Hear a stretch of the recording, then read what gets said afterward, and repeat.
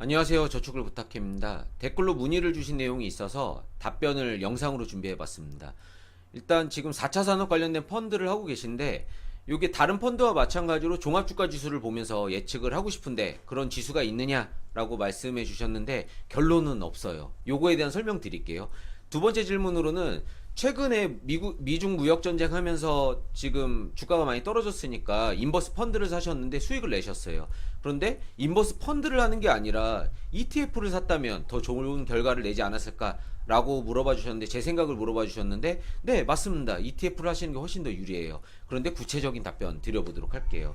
또 제 영상이 녹음이 한쪽은 말이 나오고 한쪽은 음악만 나오더라고요. 제가 몰랐어요. 이어폰으로 듣지 않고 매번 컴퓨터로 듣다 보니까 이런 정보들은 많이 주시면 제가 진짜 도움이 많이 됩니다. 정말 감사드리고 1번 대답, 2번 대답에 대해서 구체적으로 설명을 좀 드려보도록 하겠습니다.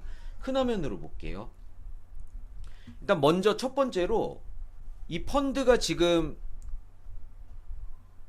이렇게 글로벌 핀테크 뭐 여러가지 펀드가 다 있겠지만 대부분의 4차 산업 관련된 펀드는 다 이런 식으로 되어 있습니다.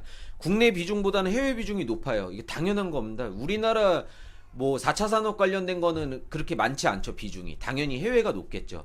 해외에서도 이렇게 세계 지도로 보면은 미국이 우월하게 많아요. 미국에 좋은 그런 회사들이 많잖아요. 테슬라도 있고 아무튼 이쪽이 많다 보니까 이쪽에 투자가 집중되어 있는 게 보통 기본이에요.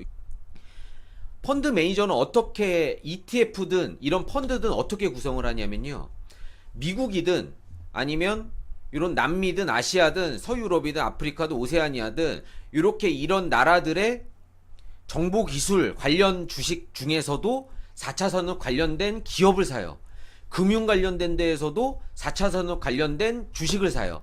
이런 식으로 그 정보기술에 해당하는 지수가 있긴 있는데 정보기술에 대해서도 그냥 딱 그것만 사는 게 아니라 4차 산업에 연결되어 있는 주식을 자기가 이거는 맞다라고 판단되는 주식을 산다는 거죠. 그러니까 종합주가 지수로 판단할 수가 없는 겁니다. ETF나 펀드를 종합주가 지수를 보면서 예측을 할 수가 없는데 그러면 그렇게 예측하면서 내가 사고 싶은데 라고 하시면 주식에 직접적으로 투자를 하는 게 맞습니다. 이쪽에서는 그만큼 섹터다 보니까 굉장히 어떻게 보면은 위험하다라고 볼 수도 있는 거죠. 네, 왜냐면은 종합주가 지수를 따라가거나 그런 걸 예측할 수는 없는 거니까. 그런데 반대로 생각해 보면 4차 산업은 이제 초입이에요. 이제 시작이에요. 그러면 이 시간이 얼마나 걸릴지는 모르겠지만 중장기적으로 쭉 가면서 성장할 거라는 거는 상식적으로 아는 상식이잖아요.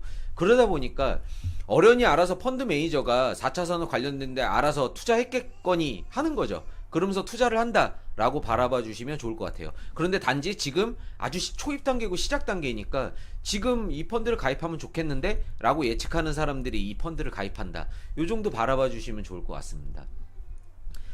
그래서 네, 아쉽지만 없어요.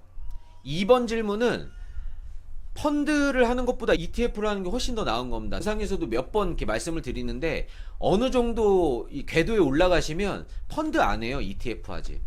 그래서 제가 추천드리는 것도 뭐냐면 투자 계좌를 만들어 놓고 이렇게 내가 시황을 읽고 이쪽 시장이 앞으로 잘 될 것 같은데 이쪽 시장이 괜찮을 것 같은데 라고 예측이 가능해지기 시작하면은 펀드를 안 하고 이제 ETF를 하거나 주식을 하거나 이쪽으로 넘어가게 되죠.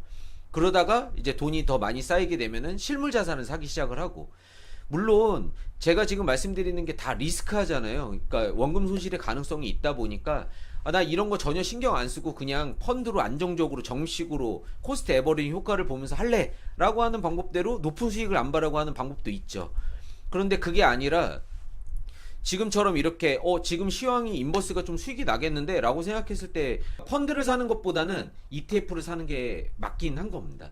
그러니까 이 정도를 바라볼 줄 아신다면 ETF를 배우시고 ETF를 해보세요. 그게 더 맞는 겁니다. 그리고 요게 또 마스터가 되면 다음 단계로 넘어가셔야 되는 게 맞습니다.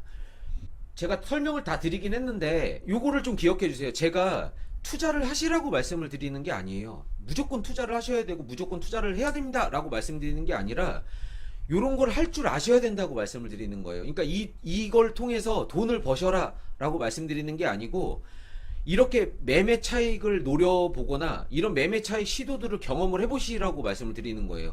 자본주의 사회를 살고 있으면서 부동산 거래를 하든 상가 거래를 하든 내가 직접 자영업을 하든 이런 것들을 안 하고 부유하게 산다? 이거는 좀 솔직히 불가능하거든요.